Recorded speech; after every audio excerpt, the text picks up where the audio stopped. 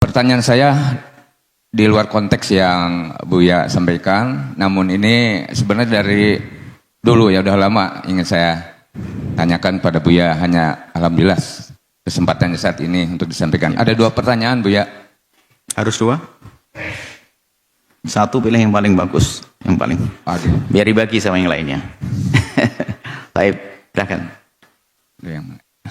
Aduh. Jadi satu ya Buya? Hah? Satu saja? Ya udahlah 2, kayaknya bingung dia milih. Ini penting semuanya. Ya penting semuanya, betul. Baik. Iya. Yang pertama Buya, ketika kita menjadi makmum seorang imam, tapi kita tahu keseharian imam tersebut. Contoh, imam tersebut mungkin dari segi bacaan dia agak bagus, namun dari keseharian dia sering main kartu, walaupun tidak pakai uang ya, main kartu, ya sering melek malam gitu kan, dia ngimamin. Bahkan terkadang dia menjadi imam juga, dia terkadang pakai ya celana jin, itu terkadang gitu kan ya. Jadi terkadang kita menjadi makmum itu kurang gimana gitu Buya ya. Jadi saya mohon pencerahan dari Buya ketika kita makmum tapi imamnya sosok seperti tadi. Baik.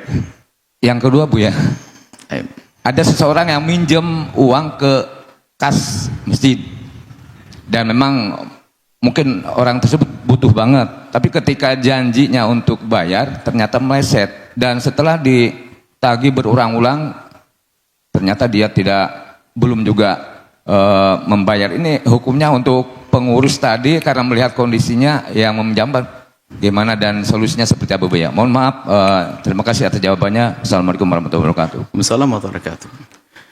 Jika makmum adalah dikatakan makmum fasik maupun fasik, dalam madhab kita bahkan semua mengatakan bahwasanya itu pun belum fasik amat lah, ibaratnya fasik bukan terkenal dengan zinanya, dengan mabuknya, hanya main kartu dan sebagainya.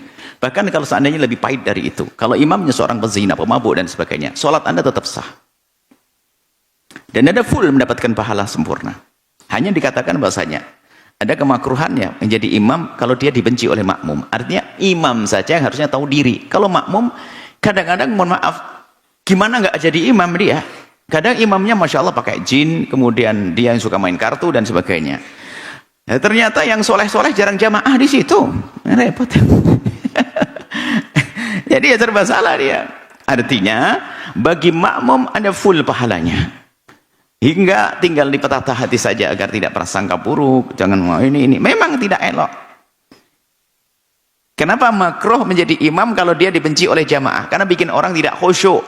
Mulai dari dandanannya, sehingga pihak pasangan makmum itu komentar, ya Allah imamnya rambutnya begitu, kopiahnya, aduh jasnya, ya Allah celana jinnya, ini kok tadi duduk di mana? Ini nggak ngomel terus akhirnya. Makanya makruhnya imam kalau dia, makanya imam tuh hendaknya dia khuduzin atau inda kulli masjidin.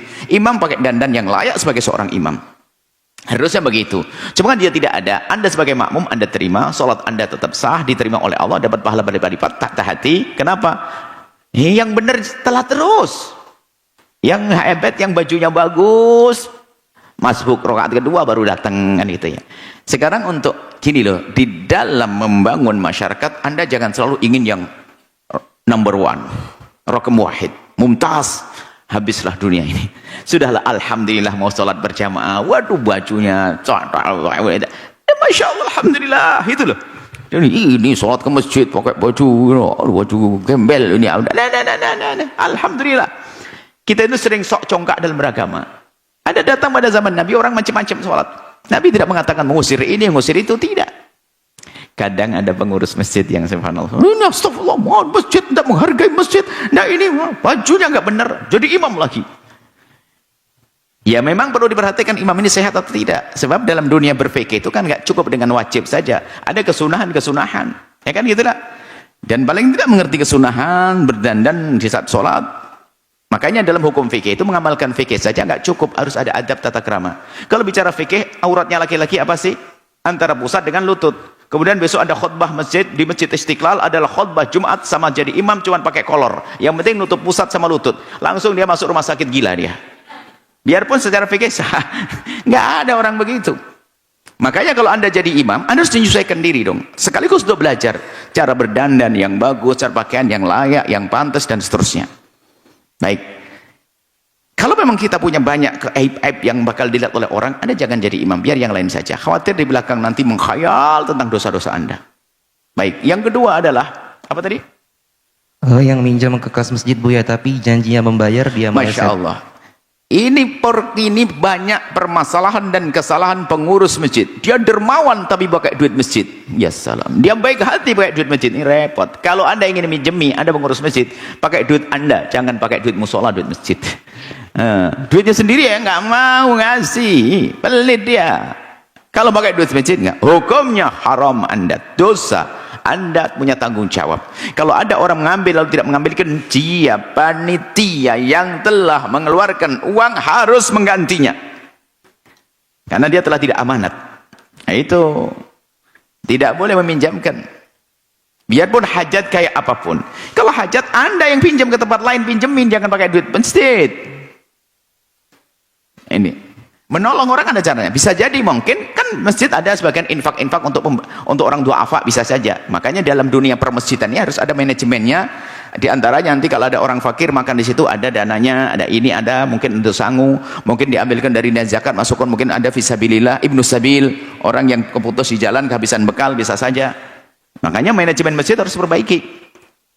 Ini nggak pakai manajemen, langsung aja tanya tetangganya 20 pada pinjam duit. Wah, enak pinjam sana. Waktu pas kirim mau renovasi, mau beli karpet, nggak punya duit, dipinjam sama orang, ganti itu panitia. Dan istighfar setelah itu, dan jangan lakukan. Semoga Allah menjaga kita semuanya, menjadikan kita orang yang bisa mengemban amanat dengan benar. Allah mengampuni kita semuanya, mengangkat derajat kita semua. Wallahu a'lam bishawab. Ustaz Abdul Somad, dulu saya ahli maksiat. Alhamdulillah sekarang sudah tobat. Alhamdulillah. Pertanyaannya, bolehkah saya menjadi imam sholat di masjid? Permisi lu sama pengurus.